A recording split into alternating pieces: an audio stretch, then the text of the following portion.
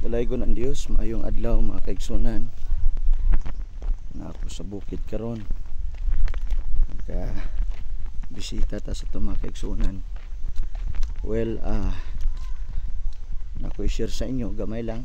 Kung gusto ka maminaw, imo ning tiwason. Kung dili po ka gusto maminaw, pwede ra po ka mo-scroll up or mo-scroll down.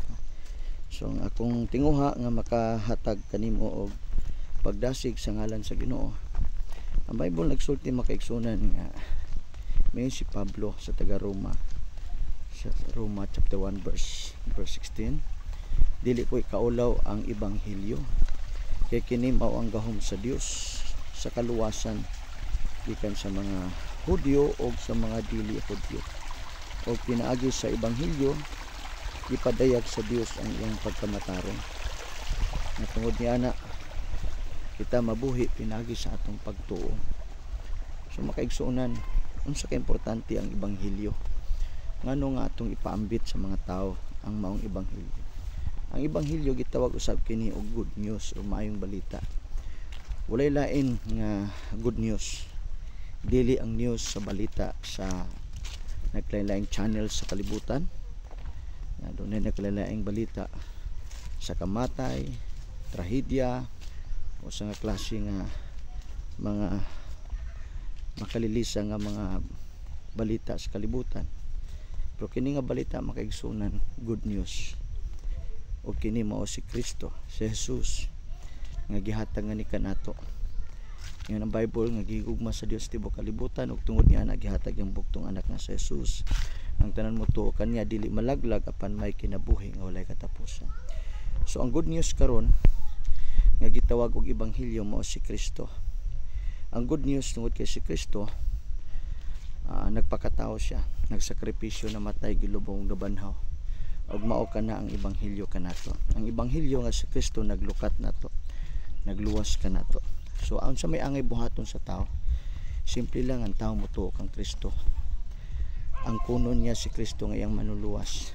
Mutuo siya nga si Kristo makapasaylo sa atong mga sala. Mutuo ka nga si Kristo makausap sa imong kinabuhi.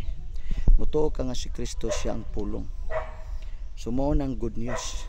So ato isulti sa mga tao nga adunay Jesus nga nagpakatao, nagsakripisyo, namatay, gilubong, og nagsaad siya nga mobalik. Busa ang kinahanglan sultian ng mga tao aron sila mangandam, mga kaigsunan. Kay pinaagi sa maayong balita ang tao makabaton sa assurance sa kaluwasan. Og adunay gahom yang pulong.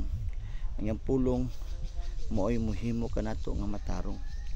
So doon nagingon sa Bible sa 1 Corinthians 15 verse 2 nga mingon si Pablo na naluwas ka mo tungod sa maayong balita nga akong giwali kaninyo.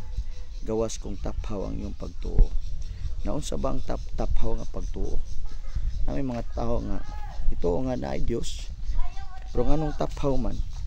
Tungod kay posible nga muila ka nga dunay Dios pero wa kay pagsimba.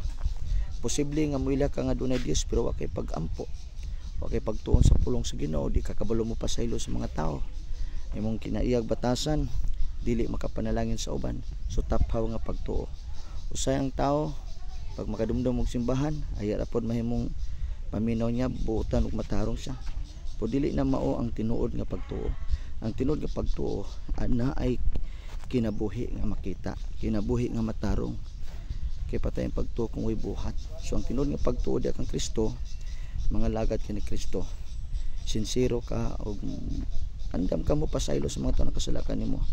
Ug andam ka mga lagad sa Dios, mosimba ka, mo establishar kag pakigrelasyon sa Ginoo. Mangandam ka, mga lagad ka sa Ginoo. Kay mo nay tinuod nga pagpangandam sa pagbalik sa Ginoo. So salamat ka na lang sa akong pagdasig kanimo. Salamat sa pagpaminaw. Salamat sa pag-share sa atong video. God bless you, makaigsuonan. God bless you and bye-bye.